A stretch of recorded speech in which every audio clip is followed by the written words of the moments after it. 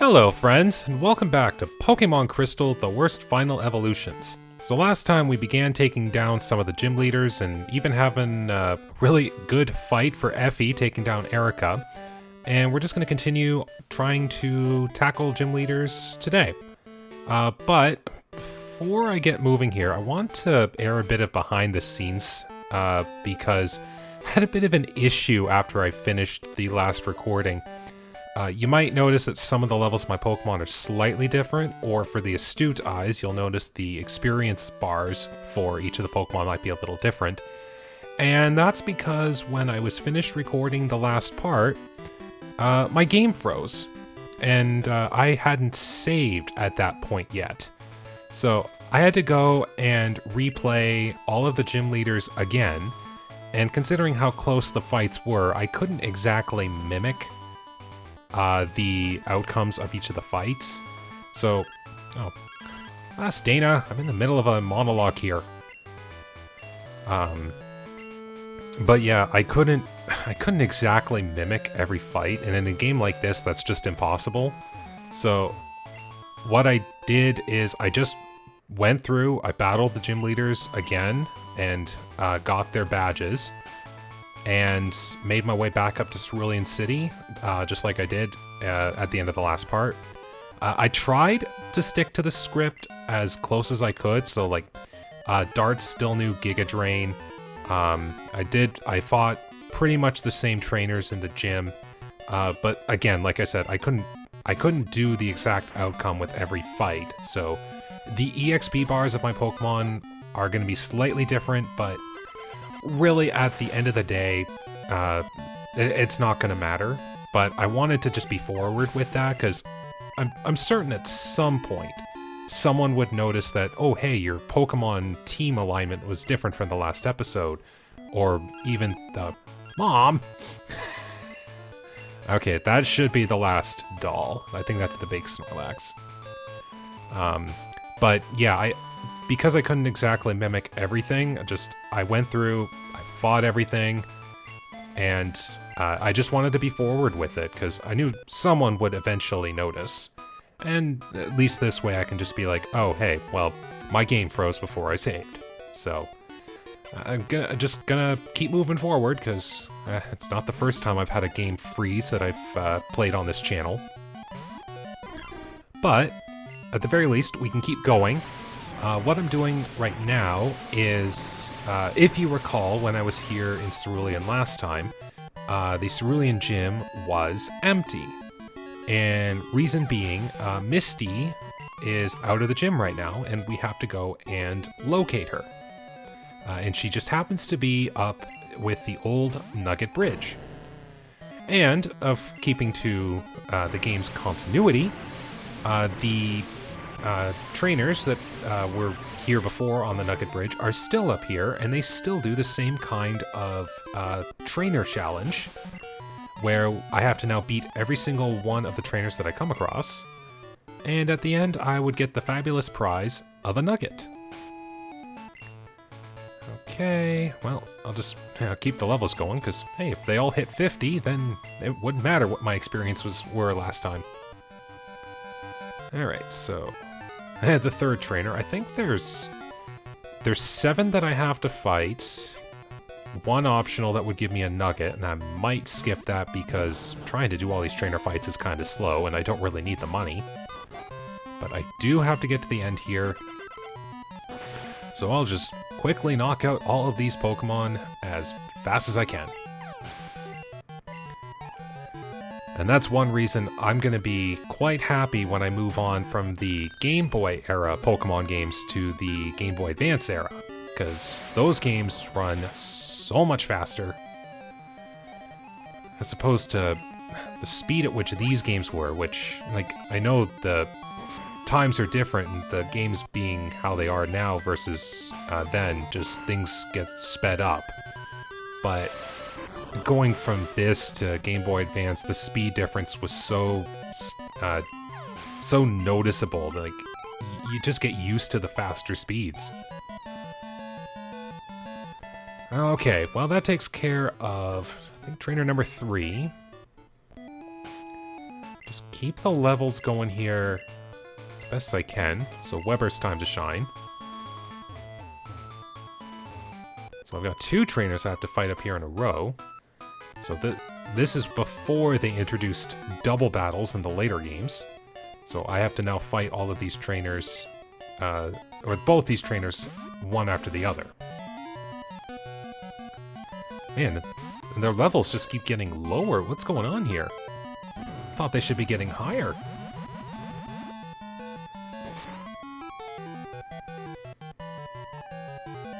Well, at the very least, it makes them easy to knock out, and they still give some good experience. And like I said before, I'm probably going to need as much experience as I can get. Hey now, you're supposed to let me attack first. I need to knock you out quickly.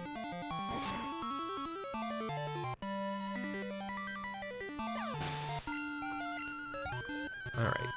2 down, 1 to go. Oh, well. This is painfully easy.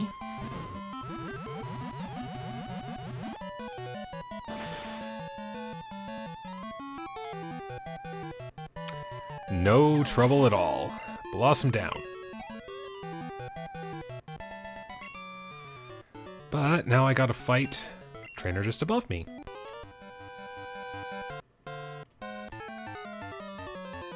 Now, what does he have? I feel like he has one Pokemon, but I could be wrong. Oh, well, I do remember some obscure details.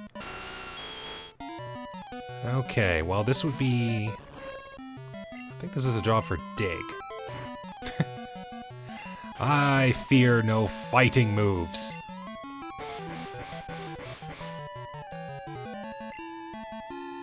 Oh, well, if I went for Thrash, would have at least hit me with something. But that's good there, because then Nightshade can handle the rest.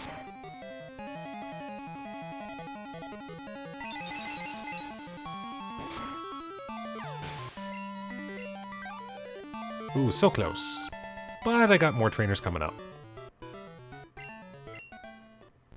Alright, so trainer number 6. Now the funny thing is here, she says that she's the last in line for the trainers coming up. But if you notice, there was another trainer up there.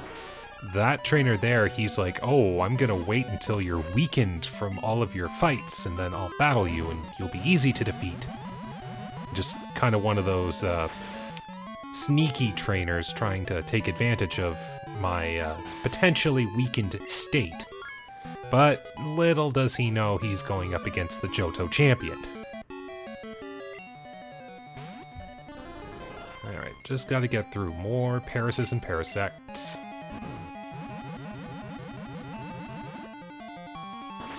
I mean, I could speed this up by not having the animations on, but for games that aren't necessarily speed runs, and I may attempt something like that in the future, I don't know. I'm not necessarily a speedrunner, but I do enjoy playing games fast. I feel like if I didn't have the animations on, a lot of these would be a little bit more boring, I guess? Like, just having the animations on at least brightens up the battles a little bit. Okay, so... I have nothing to do with the 6-pack trainers. I waited here to beat you when you were tired out by all the battles. I'm gonna show you just how wrong you are. Well, at least he has a Porygon.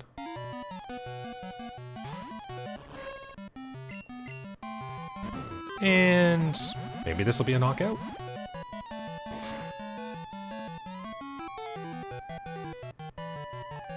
Alright, Weber's still packing strength.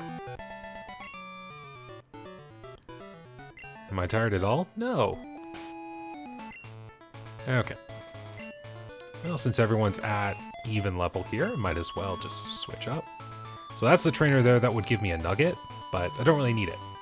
So here's Misty up here, but she's with another guy, and the guy just ran away. Aw, why'd you have to show up now and bug us? You know what they call people like you? Pests! You heard me right, pest. Oh, those badges you have. Are they Johto Gym badges? If you have 8, you must be good. Okay then, come to the gym. I'll be happy to take you on. I'm Misty, the leader of Cerulean. So yes, Misty was actually on a date, and we kind of interrupted it. But it's not like there's any further plot relevance with that, so it was just a means to get us up onto the bridge. So, not going to keep Misty waiting. So here's a thing that you can't do in the earlier games unless you really know your way around it. But you can actually surf on the water in Misty's gym and surf right past her. Okay, so it's Dart's time to shine with his brand new Giga Drain. And it starts with a Golduck.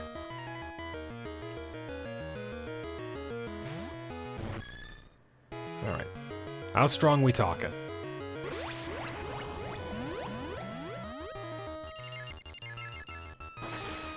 Hopefully at least a 2-shot. Hey, 2 shots good.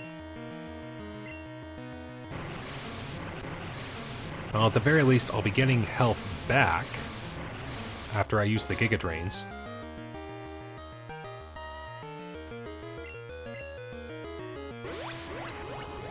And if I get lucky, she'll send out Quagsire next as opposed to Gyarados. Or Lapras. And that way I can really use Giga Drain to its full potential. Well, not what I wanted to see. But I'm still going to use it regardless, because, hey, it is super effective. I just might have to take an Ice Beam or a Blizzard.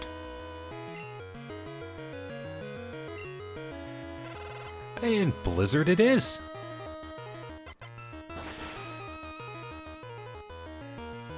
No way I'm surviving. Yep. Strongest ice move. No way Dart could live that. Okay. I gotta go in with some punching power. I'm gonna be saving Ray for the Gyarados. So I'll just go in with as strong a move as I can. That's pretty good. Ooh, Perish Song. So for anyone who doesn't know how Perish Song works... No, I probably should have stuck with Strength. Yep, should have stuck with Strength. So yeah, how Perish Song works is every Pokemon that's in play will automatically faint after 3 turns. And you can bypass that by switching. So you might think, well, what good is a move that like won't actually do the thing it's supposed to do? It's what you do afterwards that determines how effective the Perish Song is. So what you could do is... yeah, I do need to switch out here. I'll bridge it with Effie. So what you normally do is you'd switch out after the turns are up, but because you've now put a situation in play that forces switching, you can play around it. So, for example... you could, if you knew your opponent was going to switch to save a Pokemon, you could set up with a status boosting move. You could use a status inducing move on the opponent if you know what they're going to be switching into. You could, in theory, use like Mean Look or Spiderweb to trap the opponent and then use Perish Song. That way they can't switch out and they have to take the Perish Song, which will automatically faint the Pokemon.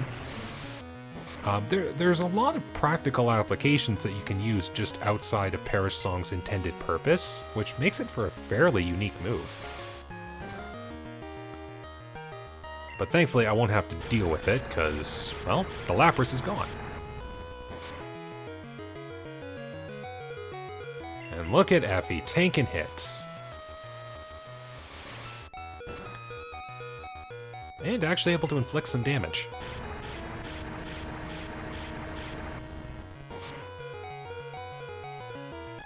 Well, thank you for your contributions, Effie. You'll be able to... your efforts will help me to win this fight, hopefully. So Quagsire is known for having some bulk behind it, so I'm just going to go in with as much strength as I can.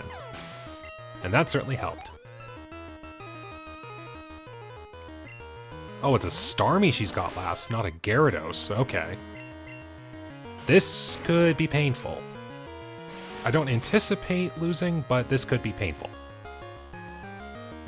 Oh, actually, that's a 2-hit.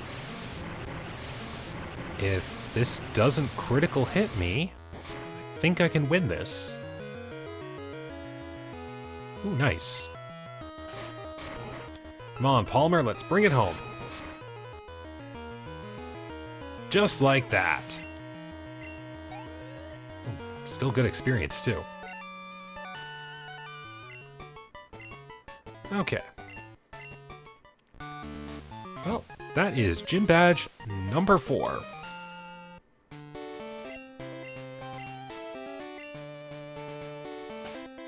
Alright, so next up, the gym that I've been dreading. I'm going to be tackling Saffron's gym, full of all the psychic Pokemon. Now, thankfully, didn't really have to go down this way, but oh well. The warp tile pattern that Sabrina has in her gym is exactly the same as it was in the earlier games. So, I kind of know my way around most of the tiles, but I think I made mention of this in the previous playthrough. There is a pattern where if you go only straight up or straight down from whatever tile set that you're on, you'll get to Sabrina eventually and not have to battle any of the trainers in her gym. Now, I know which tile set will lead to Sabrina, so I don't have to worry about that too much. However, the trainers in the gym are now right in the way.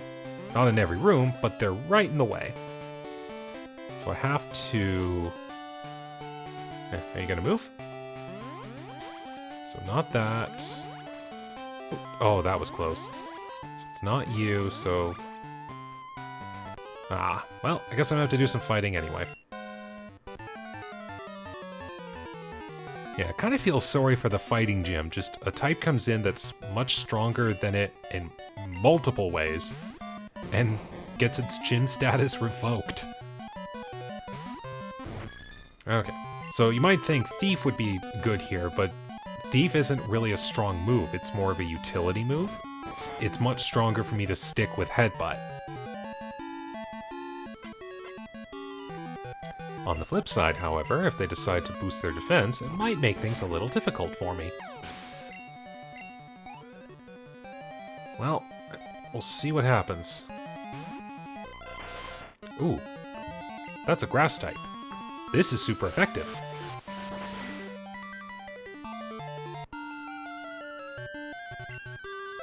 Hahaha, King's Rock comes in and saves the day. Feels kind of nice to know that every move that Dart has a chance to flinch.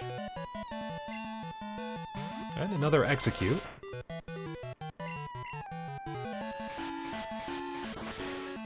This will not be a problem.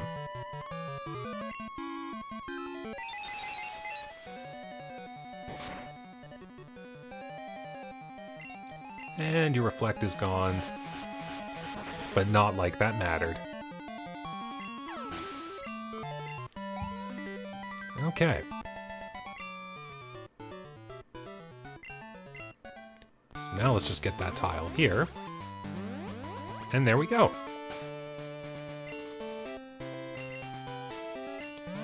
Oh, let's see how this goes. I'm fairly certain she's got Mr. Mime, Espeon, and Alakazam. And that's going to be pretty painful if they get any form of damage in, so I'm just gonna do what I normally do. Hit hard and hit fast.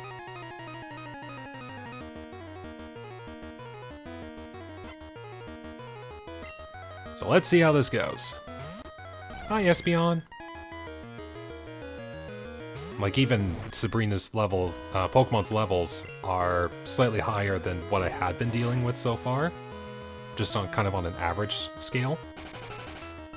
Oh, really? Oh, really? Okay, that's gonna suck.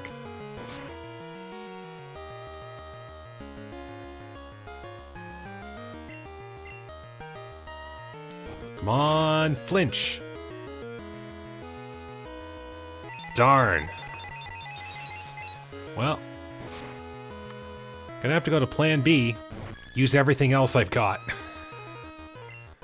Now Palmer, because fairly certain any of my other Pokemon would get destroyed. Gotta get some momentum going with these guys first. And again, if I do lose, I do keep the experience that I got.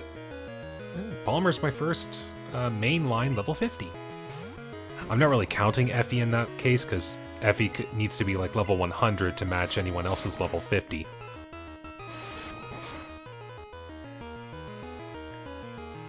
Ooh, good hit. Okay, thank goodness. Barrier's different from Reflect.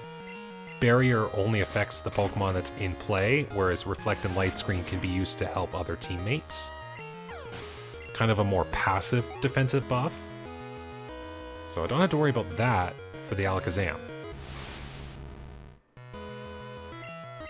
Which is good, because Alakazam has really low physical defense, Palmer's got really good attack. I'm fairly certain this could be a knockout. Ooh, Alakazam actually had some bulk. But, well, at least I didn't open my mouth too fast.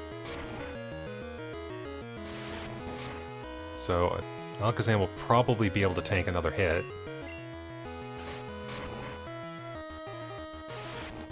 So all it comes down to is whether or not Psychic can KO me. I believe there's a small chance. Wow. Oh, this whole time it's been a speed tie. I'm kind of amazed.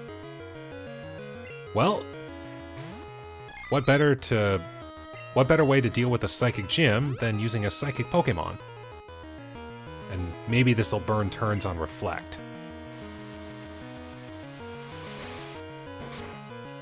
Because the thing is with the Alakazam line, a lot of its other special moves come through TMs.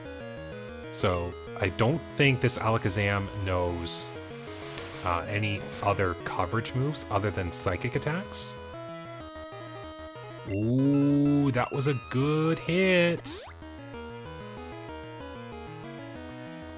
If I get another critical hit, that should be a knockout.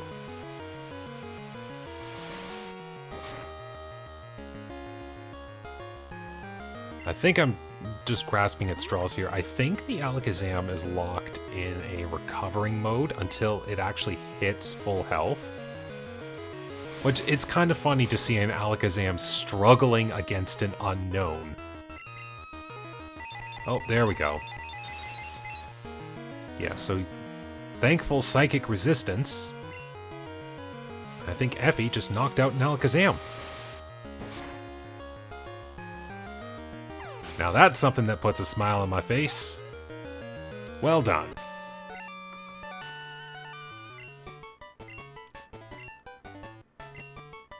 Okay, so that takes care of all of the Eastern Gym Leaders.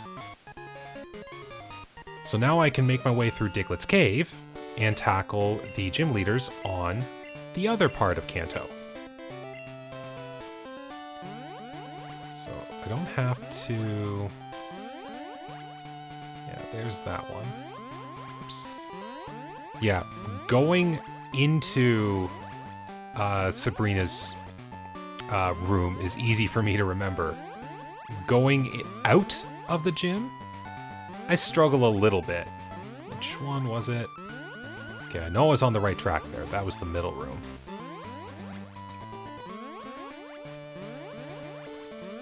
There we go. Okay. So I'll make my way through Diglett's Cave, which that won't be difficult because it's just a wild Pokemon cave and it's a literal straight line. Well, it's on a curve, but it technically is a straight line, so I count it as such. And then once we exit the cave, I'll be right next to Pewter City, which, you know what? I think that would be a perfect opportunity to tackle Brock. So I think I'll do that next. Oops. So I got more max repels. I might as well just use them. I won't have too much need of them in the future. But yeah, it's just a literal straight line from one end to another. And here we are.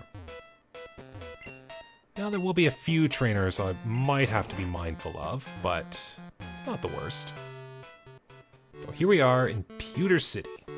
And I guess why not? So this is the old man that gives you the other key item for finding legendary Pokemon. Yeah, just this random NPC in a town that doesn't necessarily have any ties to any of the legendary Pokemon. Which is a weird thing that I don't like that they did, but at the same time, I think it's a cool thing that they did because it means you'd have to actually explore for that other item. But that's just my opinion, really. So here we are in Brock's gym. Only the one trainer I have to get past, and it shouldn't be too difficult. Because Dart has Giga Drain.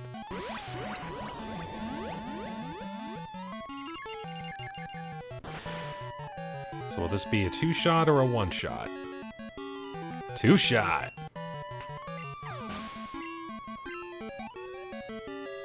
Okay. Well, that was a good warm-up. Now, if I do this right, I really don't need these ethers anymore, because I only have like 3 or 4 more important fights to go, and there's just Pokemon centers between them. So, with that 1 extra, it is theoretically possible for Dart to one-shot every one of Brock's Pokemon. So let's see how this works.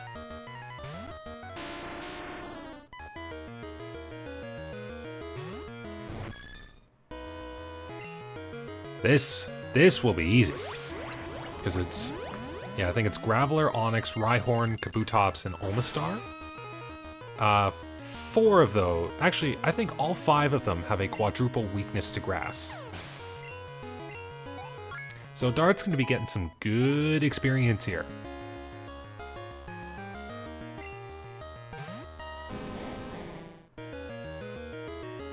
Alright. Giga Drain.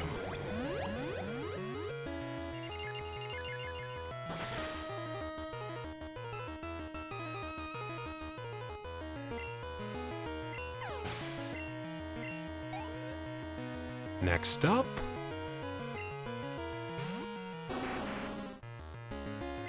Giga Drain.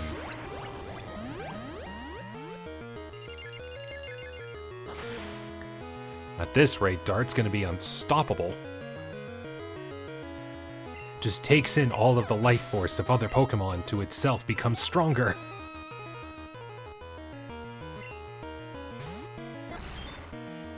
Ah, Lord Helix, I feel sad to do this, but I must. Giga Drain.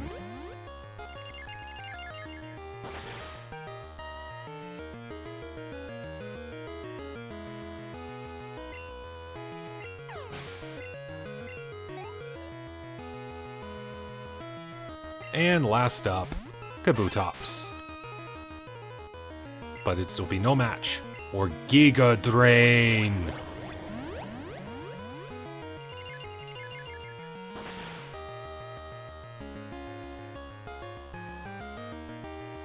So 5 Giga Drains, 5 knockouts.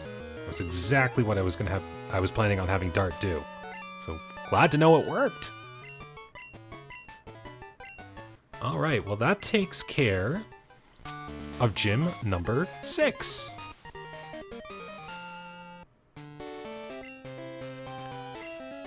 Okay, so I'm gonna call the episode here, because got a few more gyms taken care of. On the next episode, I'll hopefully take care of the last gym leaders, and there's thankfully no in-between trainers for those particular gym leaders. It's just fight them and that's it. But I want to do one special fight since I'm here in Pewter City, and that's gonna be.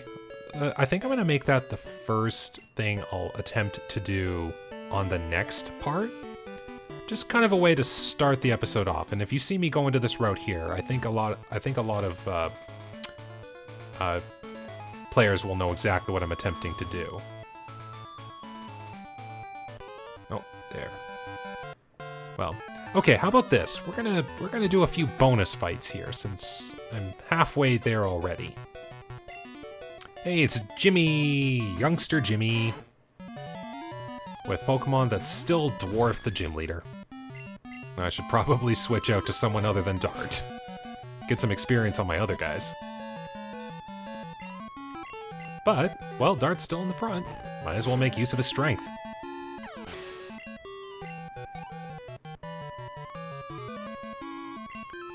Alright, and an Arbok. I wonder if this is the same youngster that had the Rattata and Ekans in the previous game.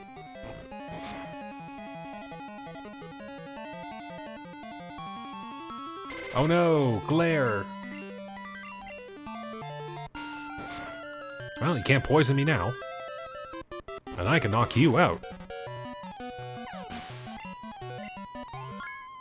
Well, okay. Oh wow. Dart's offense is both past 100. I like that. Okay. Gonna switch Dart out here. Weber can take some of the fights coming up.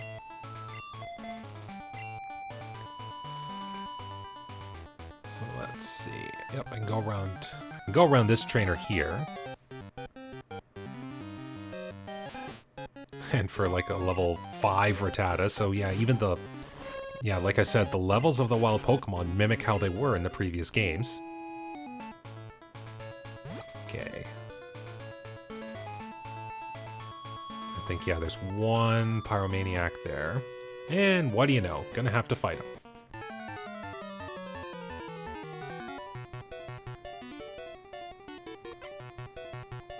Fire Breather Bert. I think Bert might have a Slugma, but might also have a Magmar. So, let's get underground. Maybe this coughing will self-destruct. Ah, it's worth a shot.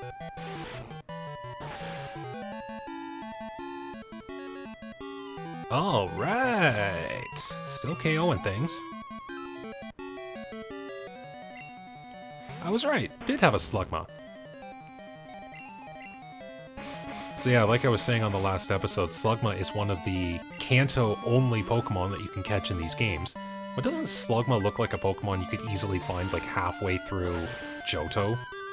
Like around, say, the Burnt Tower even? Like, be perfect for a Fire Slug.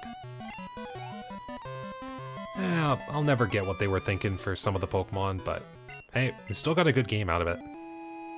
Alright, so I'm just gonna quickly heal up here because I have arrived at the site of what I was going to do, and all I need is just a full healing and a little bit of HP recovery. So I'll do the special fight that's in here starting on the next episode. So thank you very much for watching today. Hope you guys enjoyed the next bit of my gym leader battling, and we're nearing the end, which is really exciting because we're going to get to some of the best fights in the game, and this team is now on a roll. So I'm looking forward to what the rest of the playthrough will be like. So thank you very much for watching today. Take care, stay safe, and have a good day.